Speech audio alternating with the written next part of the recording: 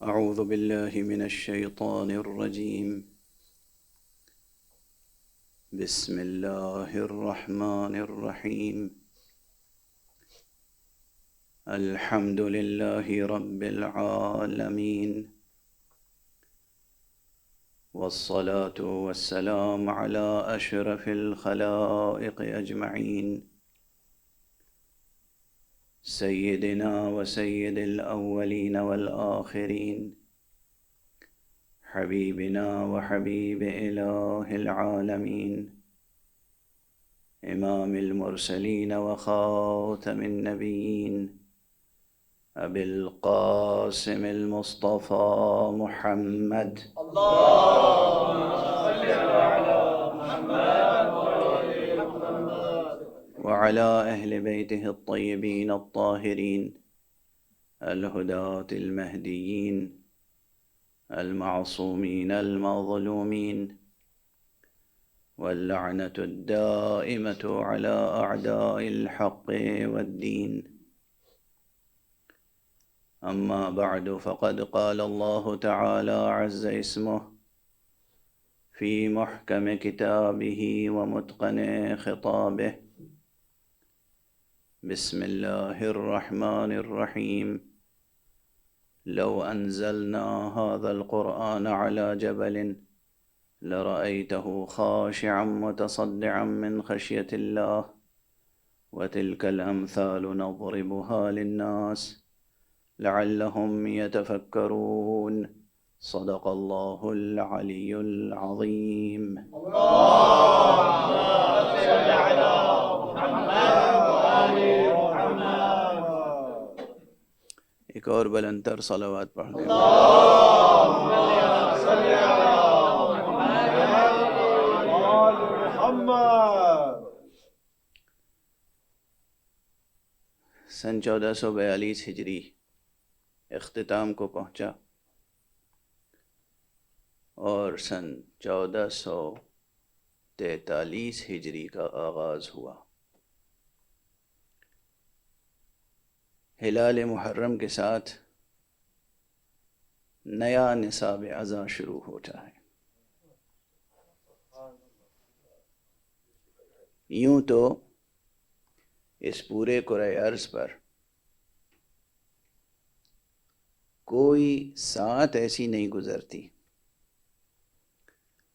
کوئی آن ایسی نہیں گزرتی کہ جس میں کہیں نہ کہیں فرش اعضاء بچھا ہوا نہ ہو اور صف اعضاء روشن نہ ہو.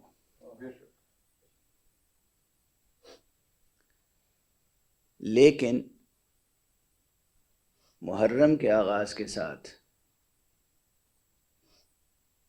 یقیناً ہر سال ایک نیا نصاب اعضاء شروع ہوتا ہے.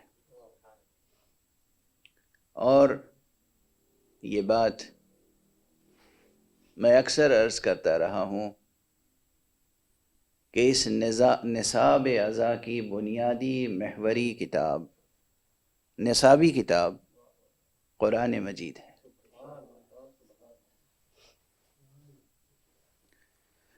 قرآن وہ واحد کتاب ہے جو ہماری نصابی کتاب ہے. قرآن مجید کا یہ مدرسہ ایسا ہے جس پر پورے کرۂ ارض پر بلا مبالغہ سینکڑوں نہیں، ہزاروں نہیں، لاکھوں ممبروں سے مسلسل قرآن مجید کی تلاوت ہوتی ہے، مگر صرف قراءت نہیں ہوتی، صرف الفاظ قرآن کو دہرایا نہیں جاتا. کوشش یہ ہوتی ہے کہ دل و جان کے ساتھ معنی قرآن تک پہنچا جائے.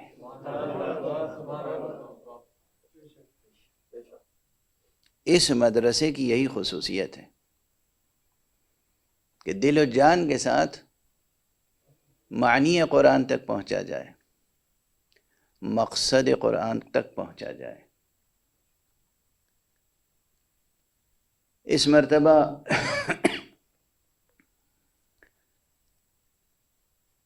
مسجد ایرانیان کے منتظمین نے اور ہمارے بعض مخلص احباب نے متوجہ کیا، اور ان کے متوجہ کرنے پر یہ عنوان میں نے انتخاب کیا کہ عنوان گفتگو ہی قرآن اور حسین رہے۔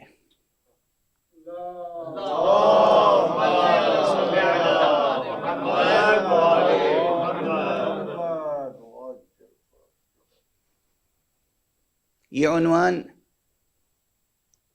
اس لحاظ سے بھی وقت کی ضرورت ہے کہ ادھر کچھ عرصے سے ہمارے ملک میں بعض حضرات کی شرانگیزیوں کی بنا پر بعض شریر طبیعتوں کے شرپسندانہ رویوں سے قرآن مجید کے تعلق سے کچھ بحثیں چھڑ گئی ہیں۔ حالانکہ یہ نئی بحثیں نہیں ہیں، یہ بحثیں بہت پرانی ہیں اور یہ لوکل ہیں بھی نہیں، یہ بحثیں کہیں اور سے ڈکٹیٹ کی جاتی ہیں، ان کے سیاسی اہداف اور مقاصد ہیں، لیکن پھر بھی میڈیا ایک ایسی چیز ہے، پروپیگنڈا ایک ایسی چیز ہے کہ جس سے کم معلومات رکھنے والے افراد، کمزور طبیعتوں کے افراد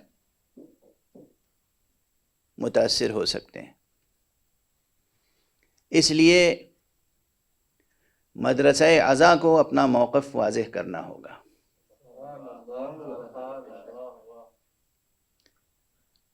مکتب عزا کو اعلان کرنا ہوگا کہ قرآن مجید کی شان میں کوئی گستاخی قابل برداشت نہیں ہے، اس لیے کہ مکتب ہے کس کا مکتب؟ یہ مکتب اس کا ہے جس کے بابا نے پیدا ہونے کے فوراً بعد قرآن کی تلاوت کی، اور خود جس نے قتل ہونے کے بعد قرآن کی تلاوت کی۔ یہ مکتب ہے کس کا مکتب؟ جس نے نوک نیزہ پر مسلسل قرآن کی تلاوت کی، مسلسل تلاوت کی۔ لفظ مسلسل یاد رکھیے گا اور اس کی دلیل مجھ سے طلب کر لیجیے گا۔ جب موقع ہوا تو آیات کی تلاوت کی، اور جب موقع ہوا تو تفسیر کو بیان کیا۔ اور یہ جملہ بھی اس فقیر کا یاد رکھیے کہ اگر ایک خاص زاویے سے دیکھیے تو آپ کو یہ تسلیم کرنا پڑے گا کہ پورا واقعہ کربلا وجود ہی میں کیوں آیا۔ واقعہ کربلا برپا اس لیے ہوا کہ منکر وحی قرآن سے بیعت طلب کر رہا تھا۔ جو خود منکر وحی تھا وہ قرآن سے بیعت طلب تھا، تو واقعہ کربلا وجود میں آ گیا۔ اس سلسلہ مجالس میں میری کوشش یہ ہوگی کہ قرآن مجید سے متعلق ایسے کلیات بیان کر دوں آپ کے سامنے کہ بعد میں مسلسل آپ اگر تحقیق کرنا چاہیں، جستجو کرنا چاہیں، مطالعہ کرنا چاہیں تو آپ کے سامنے عناوین موجود ہوں، راہیں کھلی ہوئی ہوں۔ خدا اور خدا والوں تک پہنچنے کے لیے راستے ہمیشہ کھلے ہوئے ہوتے ہیں، ہمیشہ، ہر آن۔ جو حضرات قرآن مجید سے آشنا ہی نہیں ہیں، ان کے لیے برائے تعارف یہ عرض کروں کہ قرآن مجید صرف ایک بے جان کتاب نہیں ہے۔ یہ قرآن مجید مجموعہ ہے، بظاہر مجموعہ ہے اس کلام الہی کا جو بطور معجزہ خطیب قرآن، معلم انسانیت، پیغمبر اسلام، نبی خاتم، در یتیم عبداللہ، پروردہ آغوش پاک ابو طالب، حضرت محمد ابن عبداللہ صلی اللہ علیہ وآلہ وسلم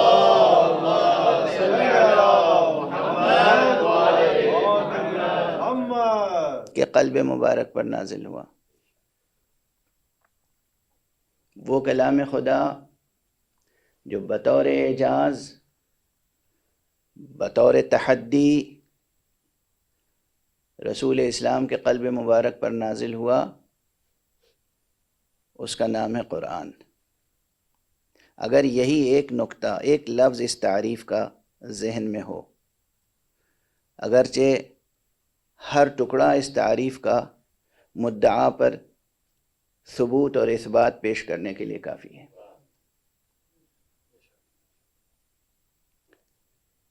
جن لوگوں کو شبہ ہے کہ اس قرآن مجید میں کسی نے کوئی ایک یا چند آیتیں بھی اپنی طرف سے اضافہ کر دی،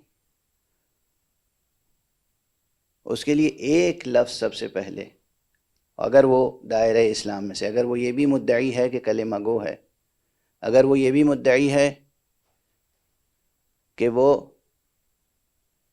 کسی شیعہ گھرانے سے تعلق رکھتا ہے، تو اسے یہ خیال رکھنا چاہیے کہ اس تعریف میں لفظ معجزہ ہے۔ معجزہ خدا کی طرف سے جو معجزہ بن کر آئے جو شے، اس میں مخلوق کسی بھی صورت سے اپنا دست تصرف داخل کر ہی نہیں سکتا۔ یہ ممکن کیسے ہے کہ کوئی شے معجزہ ہو خدا کی طرف سے اور مخلوق اس میں تصرف کر سکے؟ یہ ممکن کیسے؟ ذرا کلیات پہ غور کر لیجئے۔ ایک طرف آپ کا عقیدہ یہ معجزہ ہے، اور ایک طرف آپ یہ فرما رہے ہیں کہ اس میں کسی اور نے تصرف کیا۔ تناقض ہے اس میں۔ ممکن نہیں ہے کہ کوئی شے معجزہ ہو اور پھر اس میں کوئی غیر خدا تصرف کر سکے۔ تو یہ ذہن عالی سے نکال دیں، کہیں نہ کہیں یا جہالت ہے، سفاہت و حماقت ہے، اور یا پھر جہنم کی راہ دکھانے والی سیاست ہے۔ ممکن نہیں ہے کہ قرآن مجید میں کسی قسم کا کوئی تصرف کر سکے کوئی انسان۔ یہ معجزہ ایسا تھا اور ایسا ہے کہ اس میں خود خطیب قرآن، جن کے قلب مبارک پر قرآن نازل ہوا، ان کو بھی بحیثیت بشر حق تصرف نہیں تھا۔ اللہ کے کلام میں مصطفیٰ کو حق تصرف نہیں تھا۔ مصطفیٰ پیغمبر تھے، مصطفیٰ پیغمبر تھے، اس پیغام کو، اس پیام کو لوگوں تک پہنچانے کے ذمہ دار تھے۔ اس میں کمی اور بیشی وہ خود نہیں کر سکتے تھے۔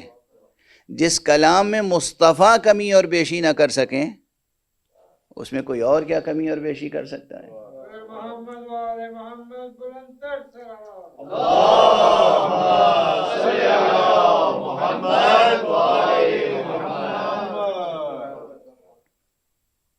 اور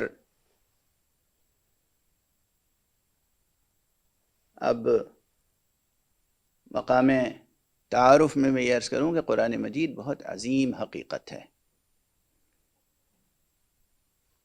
اس سے کہیں عظیم تر، جتنا آپ گمان کر سکتے ہیں یا قیاس کر سکتے ہیں۔ اور اسی بنا پر اس کتاب کے نام بھی ایک سے زیادہ ہیں۔ پہلا تعارف کسی شے سے اس کے نام کے ذریعے سے ہوتا ہے۔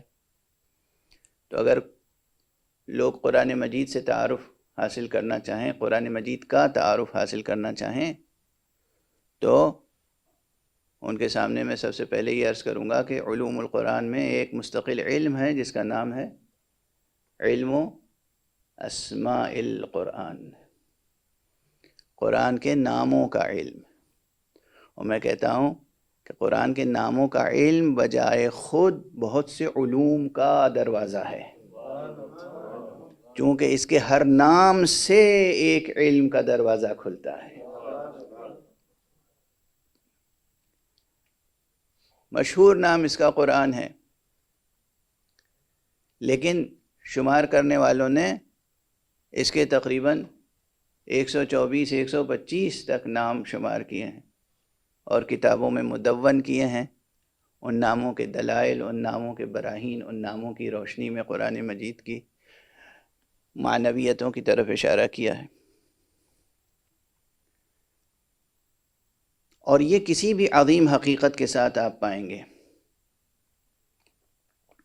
خود سب سے بڑی عظیم حقیقت حقیقت الحقائق، حقیقت الحقائق، سب سے بڑی حقیقت جس کو نہ سمجھا جا سکتا ہے نہ انکار کیا جا سکتا ہے۔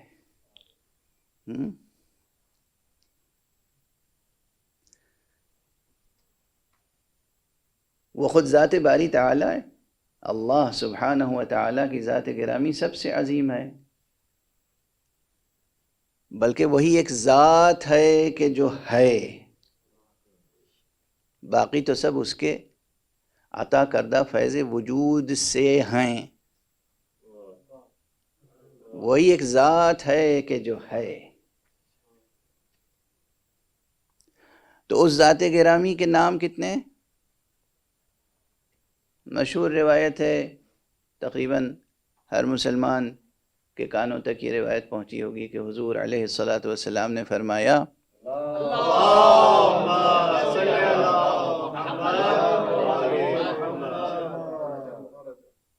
کہ اللہ سبحانہ و تعالیٰ کے 99 نام ہیں، ایک کم 100، اور جو ان ناموں کا احصاء کر لے وہ گویا کہ جنت میں داخل ہو گیا۔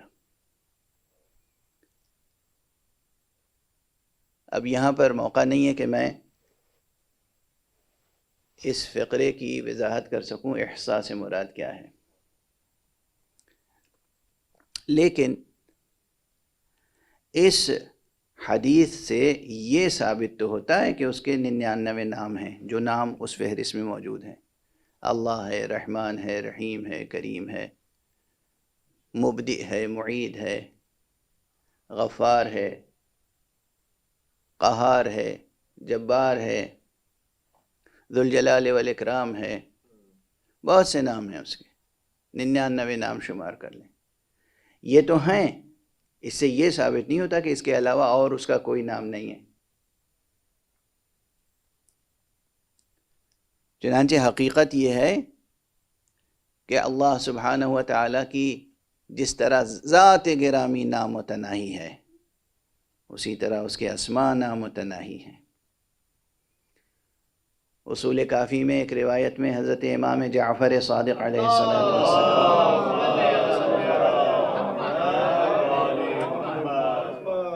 ایک بار انتر صلوات پڑھیں۔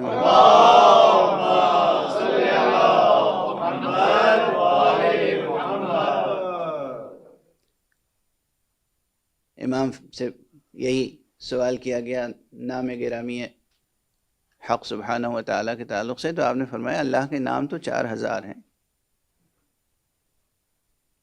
یہاں بھی 4000 سے مراد عدد 4000 نہیں ہے جس میں 4 کے آگے 3 زیرو ہوتے ہیں، مراد ہے کہ اللہ کے نام بہت ہیں، ہزاروں ہیں،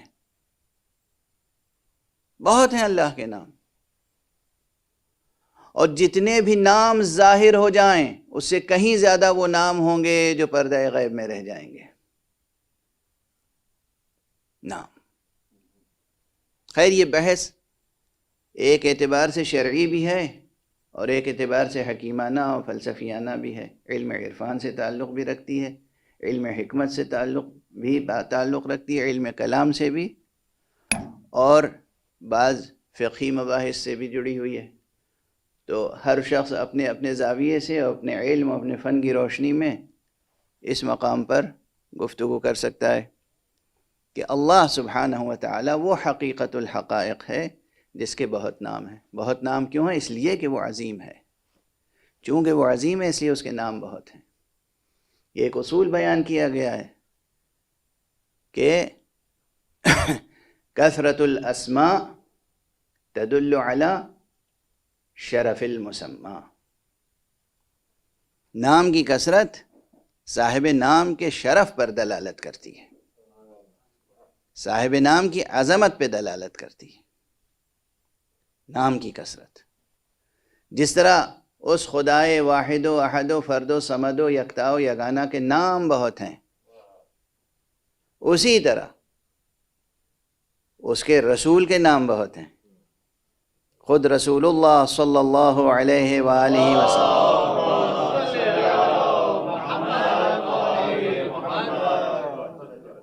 ان کے نام بھی بہت ہیں.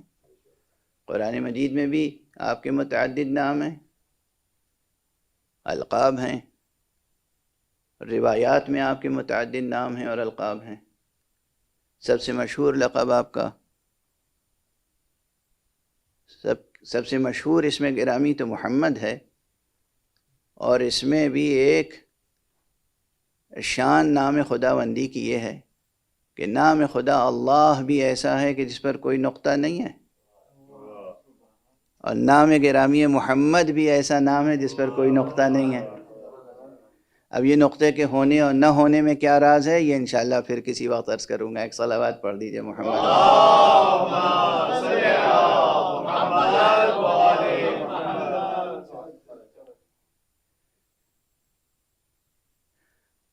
عظیم بحث ہے، نقطے سے بھی جڑی ہوئی.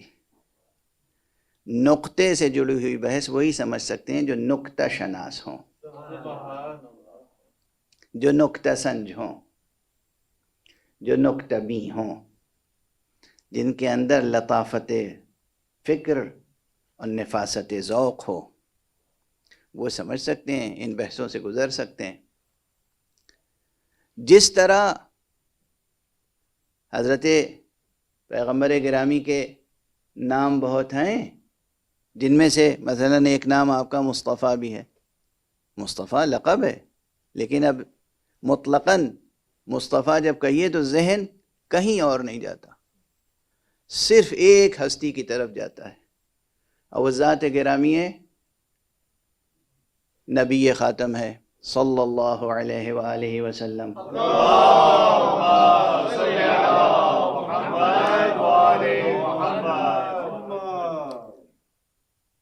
آپ کا یہ لقب قرآن مجید کی آیتوں سے بھی مستنبط ہو سکتا ہے، لیکن عالم اثبات میں جب ہم دیکھتے ہیں عربی زبان و ادب اور لٹریچر میں، تو یہ بھی ایک حقیقت ہے کہ سب سے پہلے یہ لقب آپ کے نام گرامی کے ساتھ جس نے استعمال کیا ہے وہ ذات گرامی ہے جو سب سے پہلی ذات ہے نعت پیغمبر کہنے والی.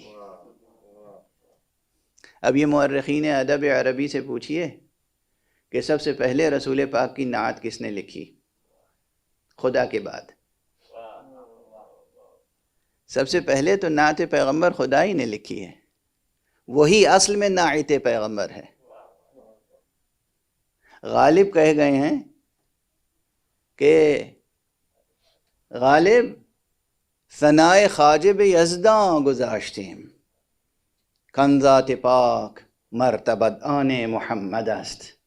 اے غالب، ہم نے تو محمد کی ثنا خوانی خدا پہ چھوڑ دی ہے کہ وہی جانتا ہے کہ اس کی یہ مخلوق کتنی اچھی، کتنی زیبا، کتنی صفات رکھنے والی، کتنے نعوت رکھنے والی صفت ہے. یہ ان کا مرتبہ داں خدا ہے، جو مرتبہ داں ہے وہی تو مرتبہ بیان کر سکتا ہے.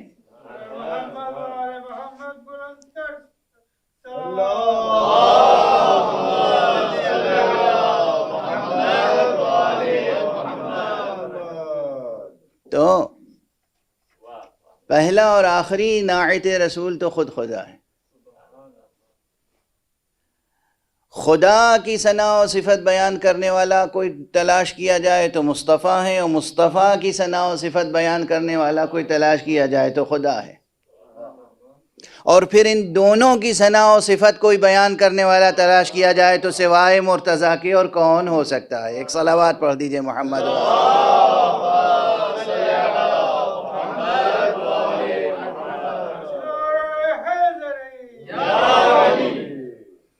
تو عزیزان گرامی، حضور کے اسماء مبارکہ بھی بہت ہیں، چونکہ حضور کی ذات عظیم ہے، اور حضور کے بعد حضرت امیر المومنین علی ابن ابی طالب علیہ السلام کی ذات گرامی، کیونکہ یہ ہمارے یہاں تو بالکل مسلم حقیقت ہے کہ حضور کے تعلق سے یہ مصرع جو مشہور ہے، بعد از خدا بزرگ توئی قصہ مختصر، یہ حضور سے خطاب کر کے ہم کہتے ہیں، اور مولا سے جب خطاب کریں گے تو ہم یہی کہیں گے کہ بعد از نبی بزرگ توئی قصہ مختصر،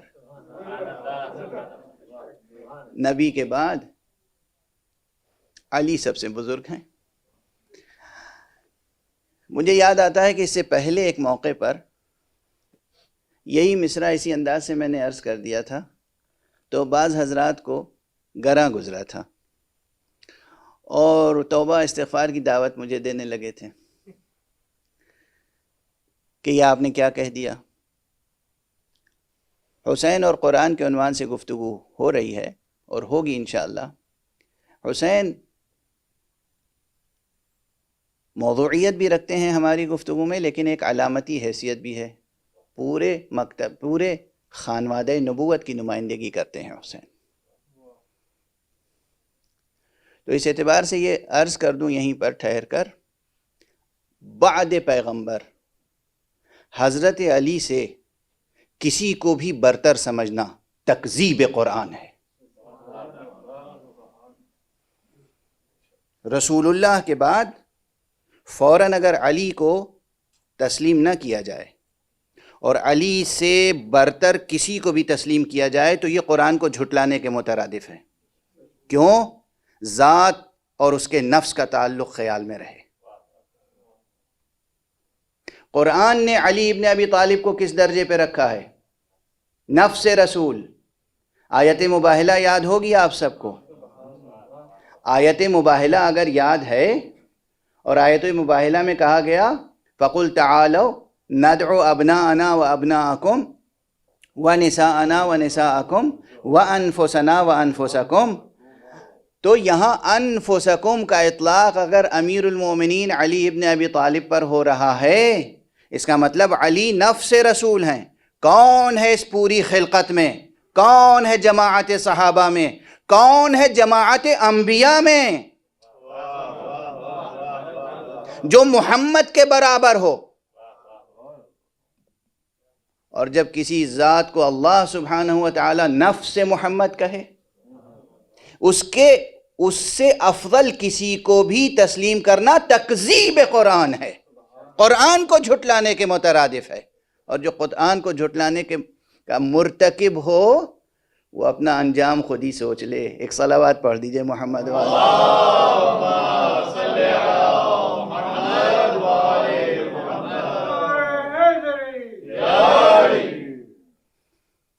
تو اللہ سبحانہ وتعالیٰ کی ذات گرامی عظیم ہے، اللہ کے نام بھی بہت ہیں۔ سرکار رسالت مآب کی ذات گرامی عظیم ہے، ان کے نام بھی بہت ہیں۔ حضرت امیر المومنین علیہ السلام کی ذات گرامی عظیم ہے، ان کے بھی نام بہت ہیں۔ اب وہ جواب تو یاد ہی ہوگا آپ حضرات کو، چونکہ میں خود عمدن مکرر عرض کر چکا ہوں کہ اگر آپ سے کوئی پوچھے کہ قرآن میں، یہ ایک عجیب و غریب مغالطہ دیا جاتا ہے، یہ کوئی جینوین کوشچن تھوڑی ہے، مغالطہ دیا جاتا ہے کہ آپ علی ابن ابی طالب کے قائل ہیں، تو بتائیے قرآن مجید میں علی کا نام کیوں نہیں ہے؟ مغالطہ ہے۔ یا اماموں کے تعلق سے کہ 12 اماموں کے نام قرآن میں کیوں نہیں ہے، بتائیے۔ یہ صرف مغالطہ ہے، یہ علمی سوال نہیں ہے، یہ علمی سوال ہو بھی نہیں سکتا۔ کیوں؟ اس لیے علمی سوال نہیں ہو سکتا کہ جب عہدہ مستقبل کا ہو تو ماضی کے ڈاکومنٹ میں نام نہیں لکھا جاتا، صفات ہی لکھے جاتے ہیں۔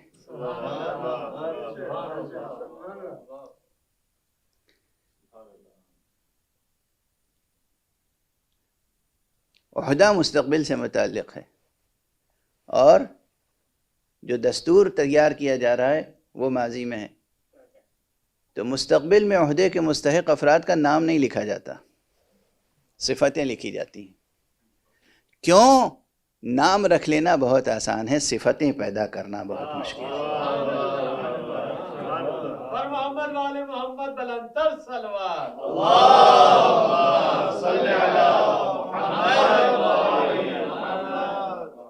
نام رکھ لینا بہت آسان ہے، لیکن صفتیں پیدا کرنا بہت مشکل ہے، بہت دشوار ہے۔ تو خود امیر المومنین علیہ السلام کے کتنے نام ہیں قرآن مجید میں؟ سورہ حمد سے لے کر سورہ ناس تک۔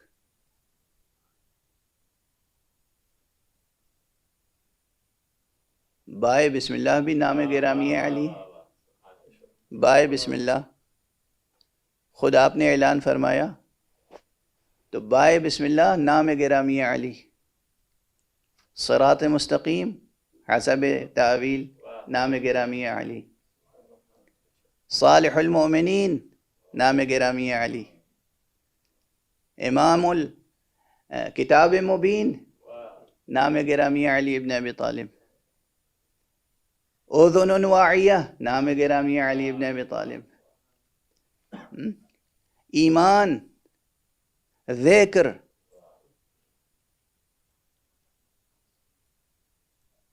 نہ جانے کتنے نام ہیں علی ابن ابی طالب کے قرآن مجید میں، قرآن مجید میں۔ اور اس کا جواب پھر یہی ہے جو میں عرض کر چکا ہوں پہلے، اور آپ حضرات کو یاد ہوگا، جب بھی کوئی کہے کہ قرآن مجید میں علی کا نام کیوں نہیں ہے، تو اس کا پہلا جواب یہ ہے کہ کہاں نہیں ہے، کہاں نہیں ہے؟ ہر سورے میں موجود ہے، ہر سورے میں موجود ہے۔ اس کثرت سے ہے نام علی قرآن مجید میں کہ آپ کی آنکھیں خیرہ ہو جائیں گی۔ جس طرح حق سبحانہ و تعالی جو صاحب کلام ہے اس کے نام بہت ہیں، جس طرح پیغمبر خاتم جو حامل کلام ہیں ان کا نام بہت ہے، جس طرح امیر المومنین جو محافظ کلام ہیں ان کا نام بہت ہے، اسی طرح خود اس کلام کا نام بہت ہے۔ قرآن ایک نام ہے، فرقان ایک نام ہے، کتاب ایک نام ہے، ذکر ایک نام ہے، نور ایک نام ہے، شفا ایک نام ہے۔ بہت نام ہے قرآن مجید کے، خود قرآن مجید میں اور روایات میں۔ اور ہر نام صرف مترادف نہیں ہے، بلکہ اس کی معنویتوں میں مختلف جہات کی دلالت رکھتا ہے۔ قرآن اپنی جامعیت کے لحاظ سے ہے، قرآن نام جامعیت کے لحاظ سے،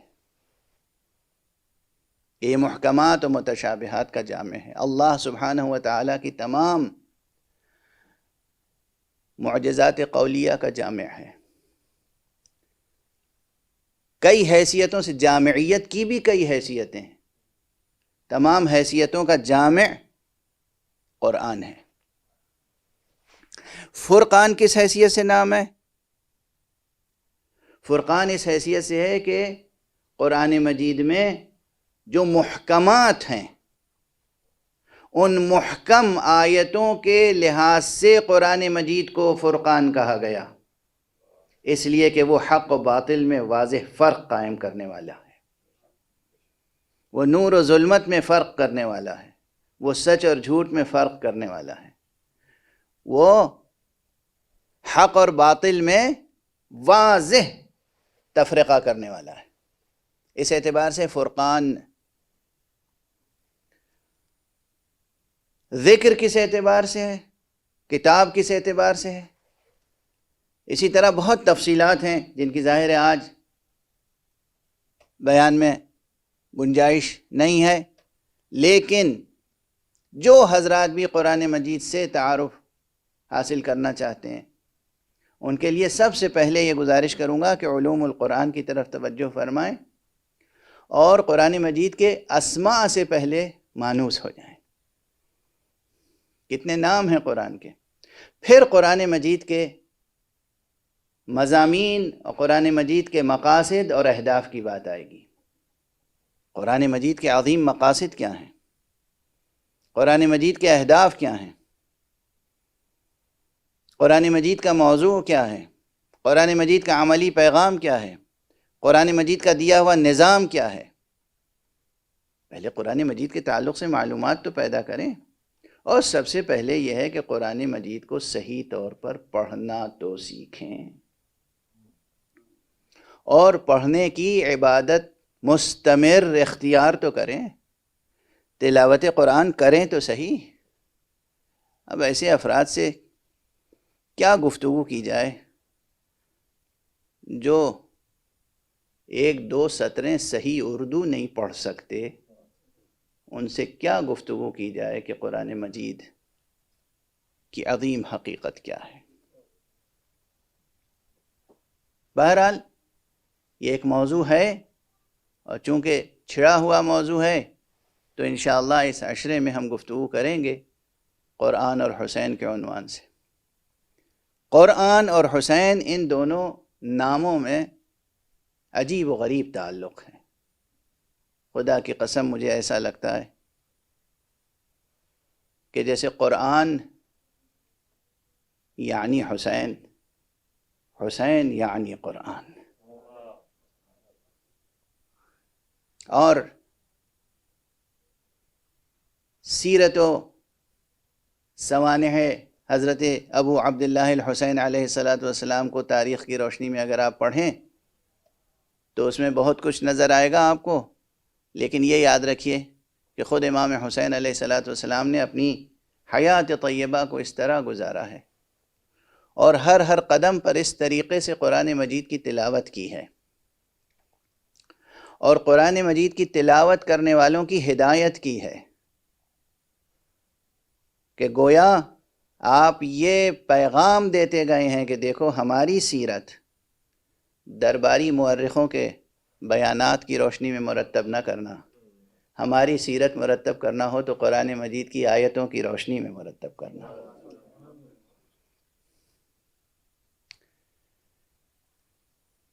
جب آپ علوم قرآن میں آگے بڑھیں گے تو دیکھیں گے کہ اس وقت کے بڑے بڑے عرفاء، علماء، فقہاء، محدثین قرآن مجید کے معانی دریافت کرنے کے لیے سرکار سید الشہداء کی طرف رجوع کرتے تھے۔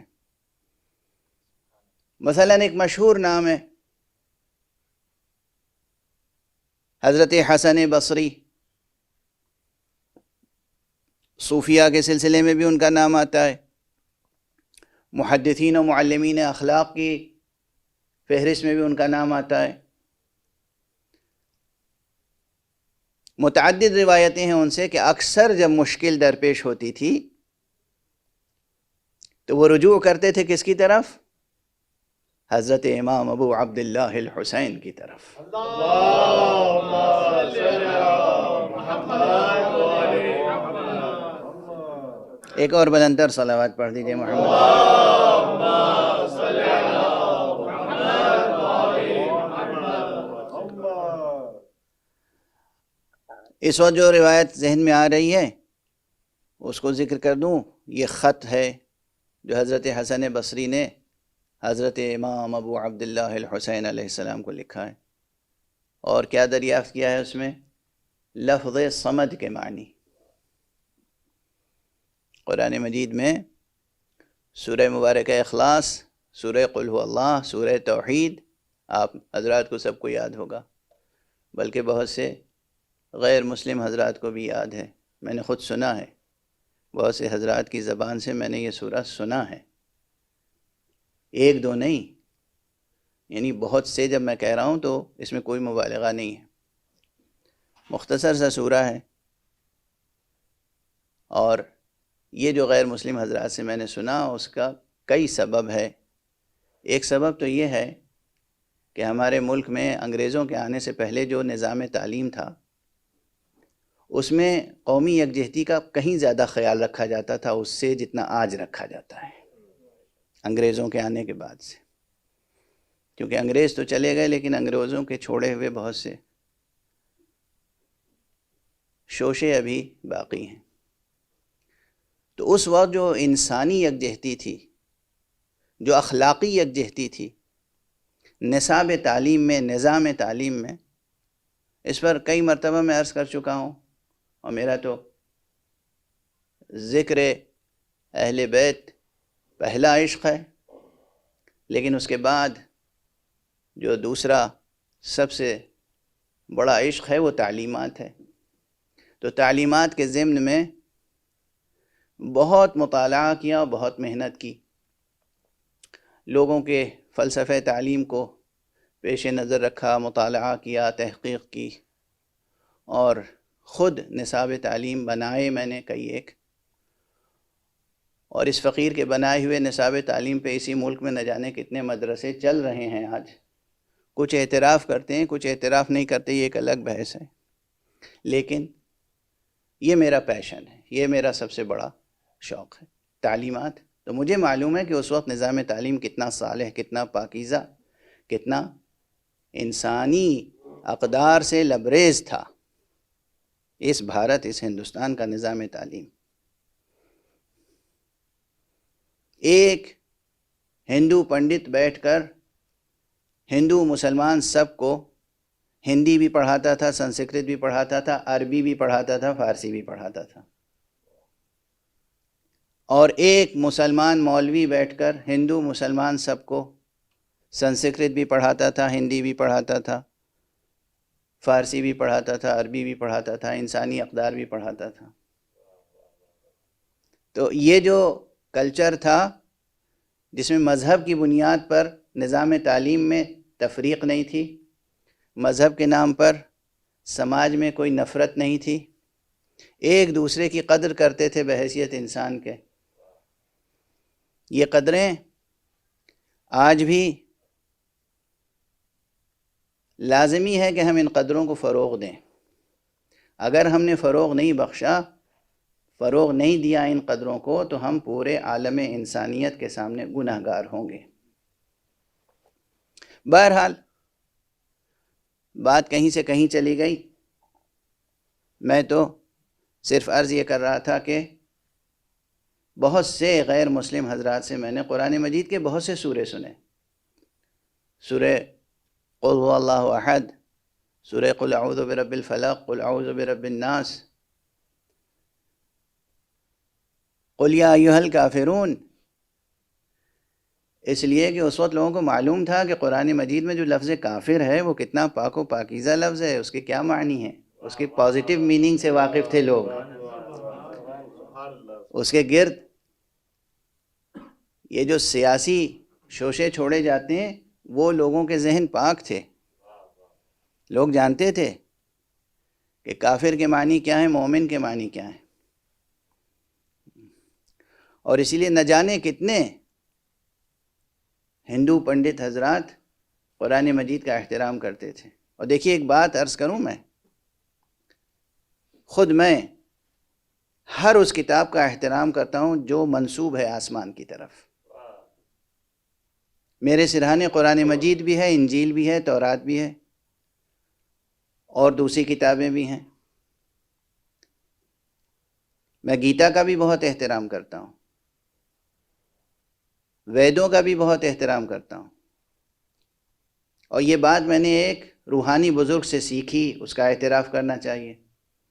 میرے سامنے وہ اٹھے، انجیل اٹھائی اور انہوں نے اس طرح بوسہ دیا اسے جیسے قرآن کو بوسہ دیتے ہیں، اس کے بعد نکال کے مجھے انجیل میں سے ایک دو آیتیں سنائیں۔ میں نے کہا آپ نے بہت احترام کے ساتھ سنایا، کہا دیکھو یہ میں مانتا ہوں کہ اس میں تحریف ہوئی ہے، مگر اس میں اگر ایک بھی آیت موجود ہے خدا کی طرف سے آنے والی تو اس آیت کی بنا پر اس کو بوسہ دیتا ہوں اور احترام لازم سمجھتا ہوں۔ اللہ سبحانہ و تعالیٰ کی طرف سے نازل ہونے والی ایک بھی آیت اگر موجود ہے توریت میں، جبکہ ایک سے زیادہ موجود ہیں، خود میرے پاس عبرانی زبان میں توریت موجود ہے، اور اس میں وہ آیت بھی موجود ہے جس میں حضرت اسماعیل کا تذکرہ ہے، اور جس میں خمسہ نجبہ کا تذکرہ ہے، اور جس میں 12 اماموں کی امامت کا تذکرہ ہے۔ آپ کہتے ہیں قرآن میں کہاں ہے؟ میں کہتا ہوں توریت میں بھی ہے، انجیل میں بھی ہے۔ کوئی صحیفہ آسمانی ایسا نہیں ہے جو نام محمد اور اہل بیت محمد سے خالی ہو۔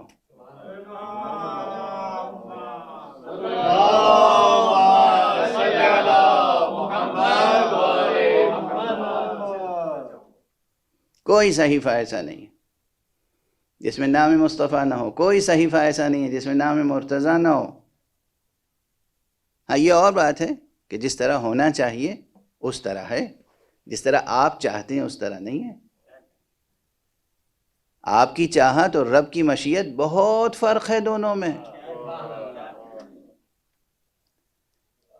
سریر خامہ مشیت کچھ اور ہے، اور فریاد ذہن انسانی کچھ اور ہے، دونوں میں بہت فرق ہے۔ بہرحال ہر اس کتاب کا احترام کریں جو اللہ کی طرف منسوب ہے۔ اگر اس میں ایک دو جملے بھی وہ اصلی موجود ہیں تو تمام عالم انسانیت کے لیے وہ کتاب سر پر رکھنے کے لائق ہے۔ یہ اور بات ہے کہ ہمارے مطابق، ہمارے نقطہ نظر سے، ہر کتاب کے لیے اب آج میزان قرآن مجید ہے۔ بحثیں آئیں گی انشاءاللہ، جہاں تک ممکن ہوگا، وقت نے ساتھ دیا تو گزارش کروں گا۔ قرآن مجید اور سیرت معصوم، قرآن مجید اور سیرت ابو عبداللہ الحسین، قرآن مجید اور سیرت حضرت فاطمہ زہرا، قرآن مجید اور سیرت حسنین، امام حسن اور امام حسین، قرآن مجید اور سیرت امیر المومنین علی ابن ابی طالب علیہ السلام۔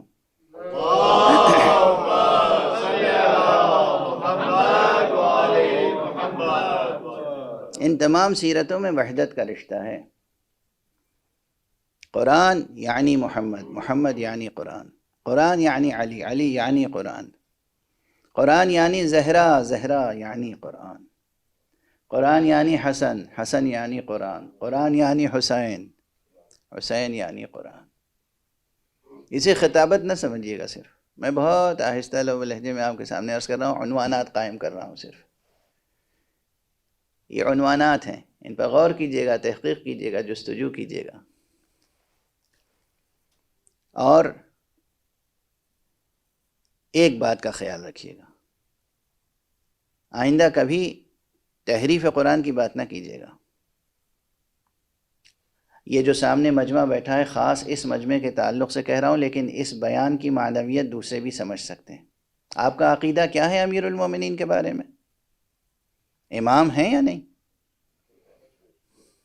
امام ہیں نا۔ آپ کے مذہب میں، آپ کے مسلک میں توحید اور نبوت کے بعد سب سے بڑی چیز کیا ہے؟ امامت۔ اور بلا شبہ یہ ایک حقیقت ہے، توحید، نبوت مصطفیٰ، اور پھر امامت علی مرتضیٰ علیہ الصلاۃ والسلام۔ تو اس امامت کا تقاضا کیا تھا؟ حضرت امیر المومنین امام تھے، امام ہیں، اور ہمیشہ امام رہیں گے۔ امامت کی صفت آپ کی ذات سے جدا ہو نہیں سکتی۔ آپ کی ذات اور امامت میں گویا وحدت کا تعلق ہے۔ تو یہ تاریخی حقیقت ہے کہ امام نے خزانہ نہیں بچایا، امام نے اپنا ظاہری تخت خلافت نہیں بچایا، امام نے خود اپنی ذات کو اور اپنے گھر والوں کو نہیں بچایا، پھر کیا بچایا جس کی بنا پر امام کہلاتے ہیں؟ امام ہونے کی حیثیت سے کس چیز کی حفاظت کی؟ امام ہونے کی حیثیت سے جواب بس ایک ہے، امام ہونے کی حیثیت سے جس چیز کا بچانا آپ کی ذمہ داری تھی، ممکن نہیں ہے کہ آپ کے رہتے ہوئے اس میں تحریف ہو جائے۔ یعنی امیر المومنین کے رہتے ہوئے قرآن میں تحریف ہو جائے ناممکن۔ امام امیر المومنین علی ابن ابی طالب کے رہتے ہوئے دین میں تحریف ہو جائے ناممکن۔ جب دنیاوی امانتوں کا خیال مصطفیٰ صلی اللہ علیہ وآلہ وسلم کو اتنا تھا، وہ بھی مشرکوں کی امانت، کافروں کی امانت، کہ جب مکے سے ہجرت کر رہے تھے تو امانتیں کس کی تھیں آپ کے پاس؟ کافروں کی، مشرکوں کی۔ اس امانت کی حفاظت اور اس کو صاحب امانت تک پہنچانے کے لیے اپنی جگہ جانشین اور اپنے بستر پر چھوڑ کر کسے گئے؟ امیر المومنین علی ابن ابی طالب علیہ السلام کو۔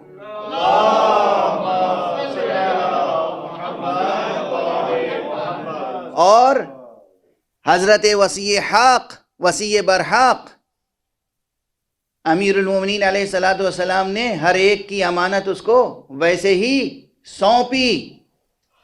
رسول اللہ نے مشرکین اور کافرین کی امانتیں حضرت کے سپرد کی اور ان تک حضرت نے پہنچائیں۔ اگر کسی امانت کے تعلق سے رسول اللہ اس قدر اہتمام کرتے ہیں تو یہ ممکن کیسے ہے کہ اللہ کی امانت رسول اللہ بغیر کسی حفاظت کا اہتمام کیے ہوئے چلے جائیں؟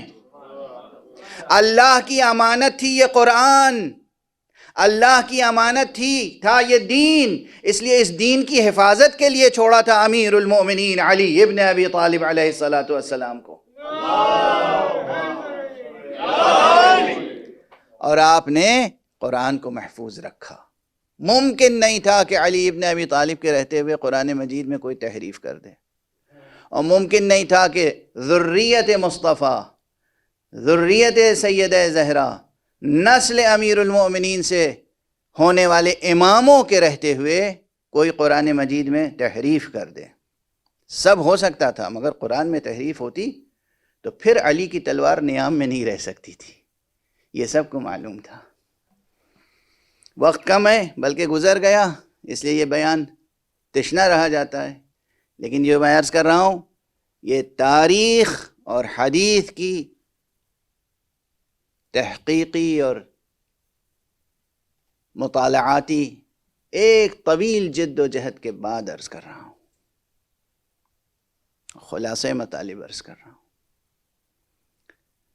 امیر المومنین کے رہتے ہوئے قرآن میں تحریف ہو جائے، کوئی آیت کم ہو جائے، کوئی آیت بڑھا دی جائے، یہ ممکن نہ تھا۔ اور ایک چیز اور بس تیزی سے حوالہ دیتے ہوئے آگے بڑھ جاؤں کہ آج بھی پوری دنیا میں بہت سے میوزیم، بہت سی لائبریریاں ہیں۔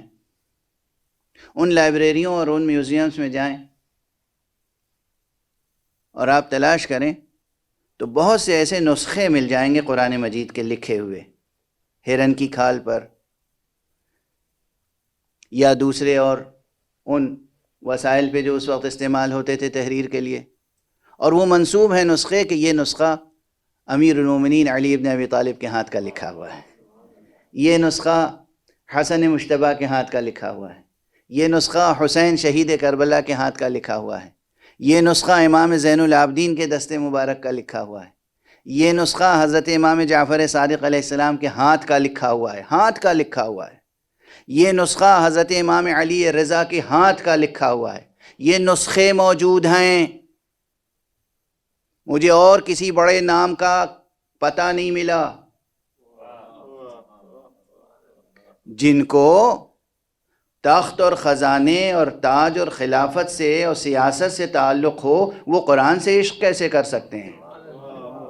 یہ گھرانہ تھا جسے اہل بیت نبوت کہیے یا اہل بیت قرآن، تمام اپنی ذمہ داریوں کے ساتھ خود اپنے قلم مبارک سے، اپنے دست مبارک سے قرآن کے نسخے تیار کر گئے۔ ان نسخوں کو جمع کر لیجئے اور دیکھ لیجئے، کوئی تحریف ملتی ہے، کوئی تبدیلی ملتی ہے، کوئی اختلاف ملتا ہے کسی نسخے میں، تو کسی بھی اعتبار سے آپ قرآن مجید کی تاریخ اور تدوین پر غور کریں، اور یہ تو نسخوں کی بات کر رہا ہوں، اصل تدوین، اصل تدوین خود رسول اللہ صلی اللہ علیہ وآلہ وسلم کی حیات طیبہ میں، آپ کی نگرانی میں، دست مبارک امیر المومنین علی ابن ابی طالب سے مکمل ہو چکی تھی۔ قرآن کو منتشر آیتوں کی شکل میں چھوڑ کر مصطفیٰ نہیں گئے تھے، مدون کتاب کی شکل میں چھوڑ کر گئے تھے۔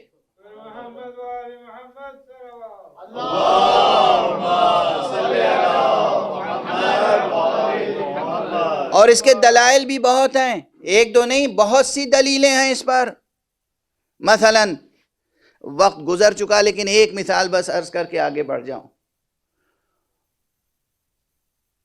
خود رسول پاک صلی اللہ علیہ وآلہ وسلم کی زبان مبارک سے بہت سی روایتیں ہیں کہ اس سورے کی تلاوت کا یہ ثواب ہے، سورہ یاسین پڑھو گے تو یہ ثواب ہے، سورہ بقرہ پڑھو گے تو یہ ثواب ہے، سورہ آل عمران پڑھو گے تو یہ ثواب ہے، سورہ کہف پڑھو گے تو یہ ثواب ہے۔ اگر سورے مرتب مدون مشخص موجود نہیں تھے تو کس مجموعہ آیات کی طرف اشارہ تھا؟ غور فرما رہے ہیں آپ؟ اگر یہ سب ترتیب بعد میں ہوئی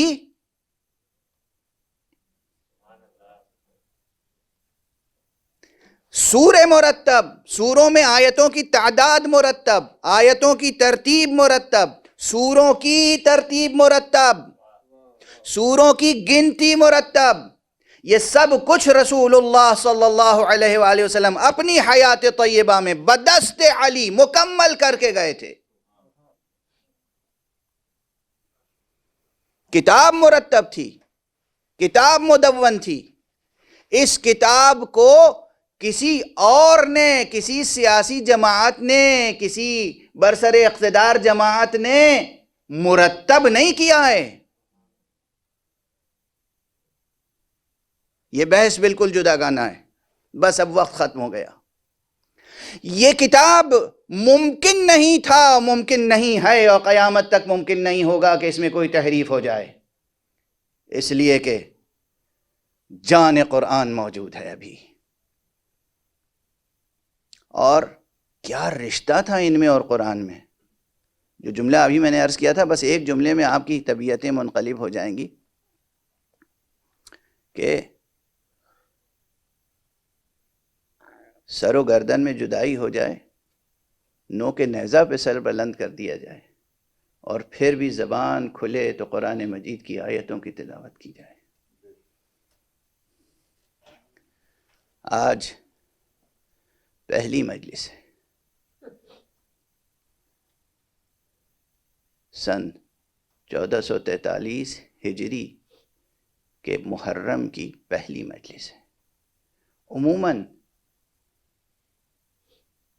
مقام مصائب میں ہمارے بزرگوں نے جو دستور قائم کیا ہے، جو سلیقہ برتا ہے، وہ یہ کہ اس طرح 10 مجلسوں میں واقعات کو مختصر طور پر بیان کر دیا جائے کہ واقعہ کربلا بھی محفوظ ہو جائے اور ہر سال سامعین کے ذہنوں میں تازہ ہوتا رہے، نئی نسلوں کے سامنے بیان ہوتا رہے۔ چنانچہ آج عموماً آقا حسین کا مدینے سے سفر بیان کیا جاتا ہے۔ آپ نے یہ لفظ سن لیا، مدینے سے سفر؟ آقا حسین کے لیے مدینے سے سفر، آقا حسین کے لیے مدینے سے ہجرت، آقا حسین کے لیے مدینے کو چھوڑنا آسان نہ تھا۔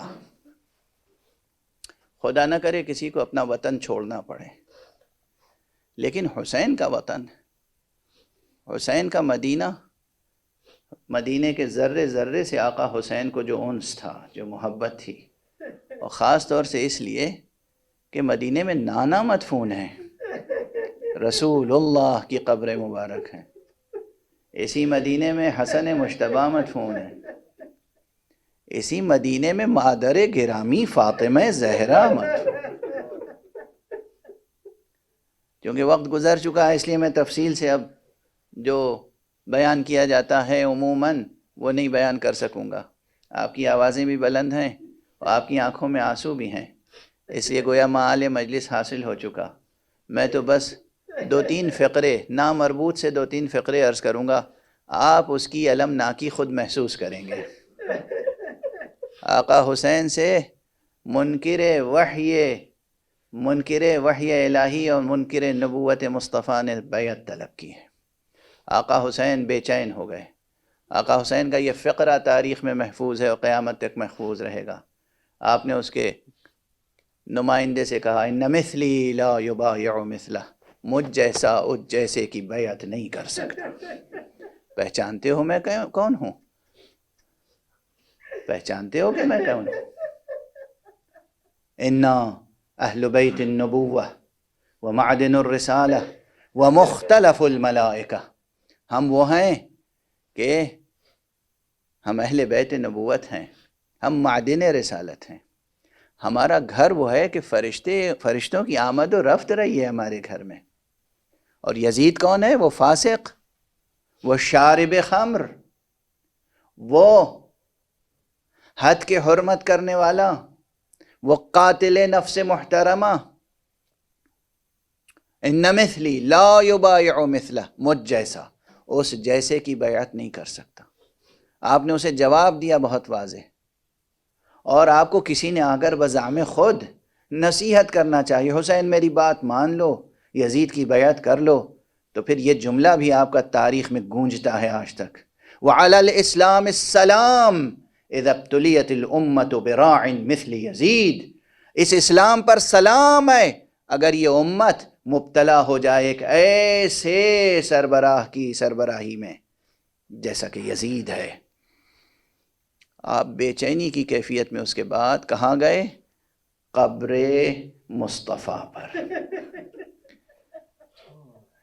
خاص طور سے جس شب آپ نے مدینے کو چھوڑا ہے، جس روز مدینے کو چھوڑا ہے، اس سے متصل شب میں آپ 3 مرتبہ نانا کی قبر پر گئے۔ نماز عشاء کے بعد دیر تک قبر مبارک کے پاس تشریف فرما رہے، اس کے بعد قبر پر رخسار رکھ کر بہت گریہ کیا۔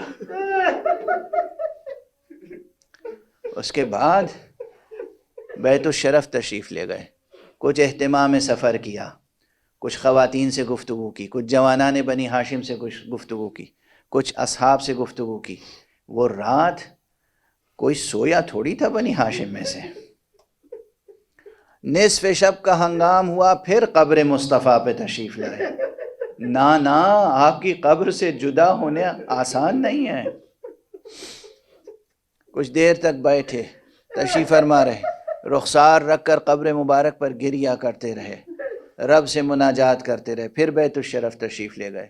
سحر کا ہنگام ہوا، پھر قبر مبارک پر آئے۔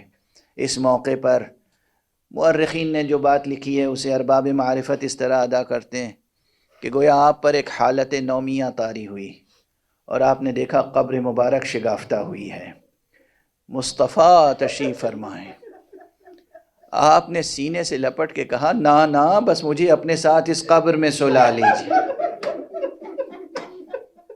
اجرکم علی اللہ، اجرکم علی اللہ، نا بس مجھے اپنے ساتھ اس قبر میں سلا لیجیے، یہ دنیا بہت اذیت پہنچا رہی ہے نانا۔ آپ کی آوازیں بلند ہیں، بس ایک جملہ کہوں، نانا اور نواسے میں گفتگو ہوئی، نانا نے حکم دیا حسین تمہیں کربلا جانا ہوگا۔ جو گفتگویں ہوئی بعد میں امام حسین نے جواب میں فقرہ ایک جب جس نے سوال کیا جواب میں اسے سنایا ہے۔ چنانچہ جب حضرت محمد حنفیہ نے، چونکہ ایک رات قبل بھی حضرت محمد حنفیہ بہت منتیں سماجتیں کر کے بھائی کو یہ گویا اپنے طور پر تاکید کر کے گئے تھے کربلا نہ جائیے، مدینہ نہ چھوڑیے، جب دیکھا آ کر صبح کہ حسین کا قافلہ تیار ہے تو محمد ابن حنفیہ نے کہا فرزند رسول آپ سے میں نے بہت گزارش کی تھی آپ تشریف نہ لے جائیں، تو آپ نے کہا کہ محمد حنفیہ میرے بھائی، میرے نانا نے مجھے صاف صاف حکم فرما دیا ہے اور فرمایا ہے کہ شاء اللہ ان یراک قتیلا، اللہ کی مشیت یہ ہے کہ وہ تمہیں اپنی راہ میں کشتہ جور و جفا دیکھے۔ فوراً محمد حنفیہ نے تڑپ کے کہا آقا پھر آپ جائیں، یہ خواتین یہ مخدرات عصمت و طہارت کو لے کر کیوں جا رہے ہیں؟ آپ نے فرمایا میرے بھائی شاء اللہ ان یراہن سبایا، اللہ کی مشیت یہ ہے کہ انہیں اپنی راہ میں رسن بستہ دیکھے، انہیں اسیر دیکھے۔ اجرکم علی اللہ، اجرکم علی اللہ، اجرکم علی اللہ۔ حسین نے مدینہ چھوڑا، اور جب مدینہ چھوڑ رہے تھے تو حسین کی زبان مبارک پر یہ آیت تھی، فخرج منها خائفا يترقب قال رب نجنی من القوم الظالمین۔ اے پروردگار، یہ جناب موسیٰ کی زبان مبارک پر جو آیت تھی، جو قرآن مجید نے حکایت کی ہے، وہ آیت آپ کی زبان مبارک پر تھی، یعنی آپ اعلان فرماتے جا رہے تھے کہ دیکھو میری راہ انبیاء ہے، میرا راستہ انبیاء کا راستہ ہے، میرا یہ سفر اللہ کی راہ میں ہے، یہ میرا سفر دنیاوی خلافت و حکومت کے لیے نہیں ہے، یہ میرا سفر اس لیے ہے تاکہ پوری انسانیت کو انسانیت یاد دلاؤں، پوری ملت کو نجات کی راہ دکھاؤں، اور اللہ سبحانہ و تعالیٰ سے وہ حق شفاعت حاصل کروں کہ گنہگاروں کے لیے شفاعت کر سکوں۔ انا للہ و انا الیہ راجعون، رضا بقضائہ و تسلیما لامرہ۔ پروردگار ہمیں علوم قرآن اور معارف اہل بیت سے آشنا فرما۔ پروردگار ہمیں قرآن مجید اور اہل بیت مصطفیٰ کی محبت میں جان دینے کی توفیق عطا فرما۔ پروردگار ہمیں قرآن مجید کی تلاوت، قرأت اور اس کی فہم و معرفت اور اس کے اوپر اس کے دیے ہوئے پیغام عمل پر کاربند ہونے کی توفیق عطا فرما۔ پروردگار ہمیں نصرت اہل بیت میں زندگی بسر کرنے کی مکمل توفیق عطا فرما۔ پروردگار ملت اسلامیہ کو ملت قرآن بنا دے۔ پروردگار معبود عالم انسانیت میں بے چینیاں ہیں، وبائیں ہیں، امراض ہیں، فتنے ہیں، سازشیں ہیں، پروردگار عالم انسانیت کو عالم امن بنا دے، عالم انصاف بنا دے، اپنی رحمت و رافت سے، اپنے فیضان ولایت سے، اپنے فیضان توحید سے مستفیض فرما۔ پروردگار ہمارے معاشرے پر سچے علماء، مرجعیات حق دینیہ اور ولایت کا سایہ برقرار رکھ۔ پروردگار حضرت آیت اللہ العظمیٰ سید علی حسینی سیستانی مرجع تقلید، ان کو اپنی خاص حفظ و امان میں رکھ۔ پروردگار رہبر ملت اسلامیہ حضرت ولی فقیہ سید علی حسینی خامنئی کو اپنی خاص حفظ و امان میں رکھ۔ پروردگار معبود اپنے ولی آخر، ولی عصر، ولی معصوم، فرزند زہرا، وارث قرآن کو اذن ظہور عطا فرما، اور ان کے ہاتھوں سے اپنی رحمت و رافت و عدالت کا پرچم لہرا دے۔